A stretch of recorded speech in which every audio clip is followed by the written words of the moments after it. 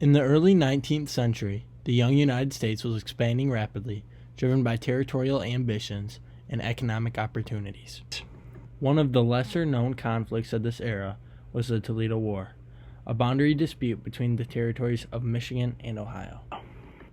During the Toledo War, the state governments of Michigan and Ohio showed significant influence through their respective political maneuvering, legal claims, and mobilization of militias, reflecting the broader territorial and economic ambitions of the young United States in the early 19th century. Michigan, a newly formed territory, saw Toledo as a crucial piece of its economic future. The city's location on the shores of Lake Erie made it a strategic hub for trade and transportation. Michigan's government, led by Governor Stevens T. Mason, aggressively pursued its claim to Toledo, arguing that the boundary established in the Northwest Ordinance of 1787 placed the city within Michigan's borders. On the other side of the conflict, Ohio had its own economic interests at stake. The state saw Toledo as vital to its access to Lake Erie and the lucrative trade opportunities it offered. Ohio's government, led by Governor Robert Lucas, countered Michigan's claims with its own interpretation of historical documents and land surveys, insisting that Toledo rightfully belonged to Ohio.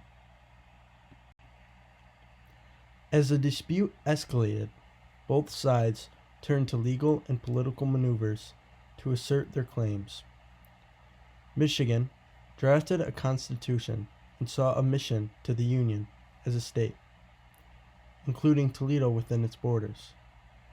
Meanwhile, Ohio passed legislation asserting its authority over the disputed territory. The conflict reached a boiling point when both Michigan and Ohio mobilized their militias, ready to defend their respective claims by force if necessary. Fortunately, bloodshed was avoided, but tensions between the two territories remained extremely high. Ultimately, the Toledo War was resolved through diplomatic negotiations brokered by the federal government. In 1836, Michigan agreed to relinquish its claim to Toledo in exchange for the western Upper Peninsula, solidifying the current borders between the two states. While many residents of the territory and political representatives took this deal as a loss to their cause, today it can be seen as a great victory for the state.